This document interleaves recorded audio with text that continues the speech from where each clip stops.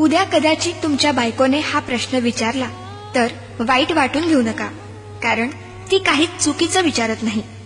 विचार करायला लावणारा, हृदयाला भिडवणारा तिचा फक्त एकच प्रश्न.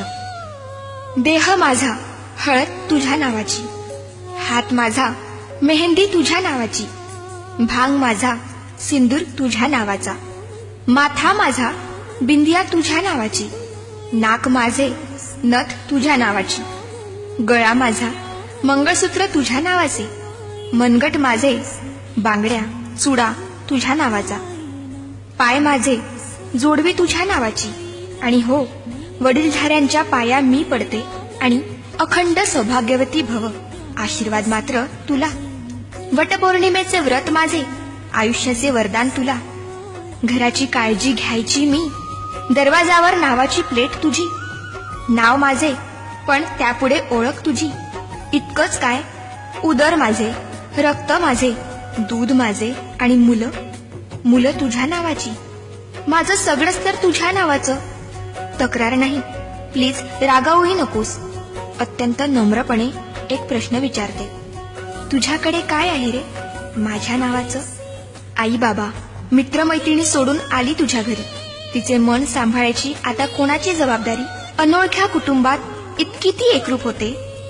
स्वतःची काही आवड होती हेच मुळे विसरून जाते. अशा तुझ्या पत्नीसाठी थोडासा बदलशील का? तिच्या मनाचा थोडा तरी विचार करशील का? कधी सकाळी लवकर उठून चहा तिला नेऊन दे. वाफाळता गरम उपमा हळूच पुढ्यात आणून दे.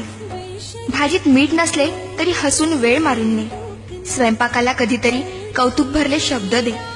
साडी मस्त शोभतीये आज, मनमोकळी दाद दे.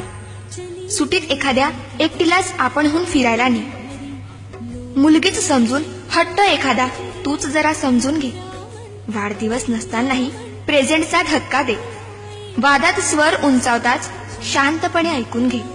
पुरुषप्रधान संस्कृती सोडून माणूसपणाला थारा दे. झोपताना थोपटून तिला आधाराची कुशी दे. जमलेच तर सुरात गुणगुणून स्वप्नांची मोकळीक दे. हातात हात घेतलास लग्नात, आता खरी साथ दे. नवरेपणा दूर टाकून विसावायला प्रेमळ खांदा दे. अशी काहीशी साथ दे, मित्रत्वाचा हात दे.